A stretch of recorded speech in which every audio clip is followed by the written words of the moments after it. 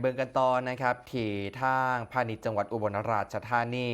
นางสาวอรนุชวรรณพิญโยพาณิชย์จังหวัดอุบลราชธานีพร้อมโดยเจ้าหน้าที่บูรณาการลงพื้นที่ตรวจสอบสถานีบริการน้ำมันในจังหวัดอุบลราชธานีครับจำนวน 4 แห่งได้แก่ปั๊มเชลถนนแจ้งสนิทปั๊มน้ำมันบางจากถนนแจ้งสนิทปั๊มพีทีถนนแจ้งสนิทและกับปั๊มปตทถนนแจ้งสนิท ตรวจความถูกต้องของหัวใจน้ำมันเชื้อเพลิงให้เป็นไปตามมาตรฐานช่างตวงวัดตลอดจนติดตามสถานการณ์การจำหน่ายน้ำมันเชื้อเพลิงพร้อมทั้งตรวจสอบความเป็นธรรมทางการค้าและการปฏิบัติตามกฎหมายที่เกี่ยวข้องอย่างเคร่งครัด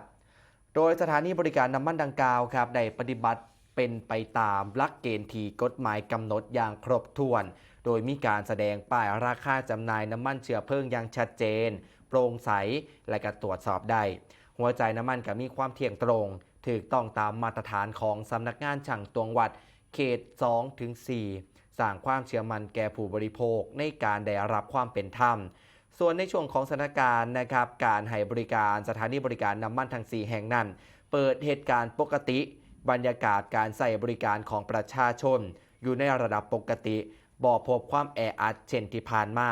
โดยเฉพาะภายหลังจากราคาน้ำมันที่มีแนวโน้มทรงโต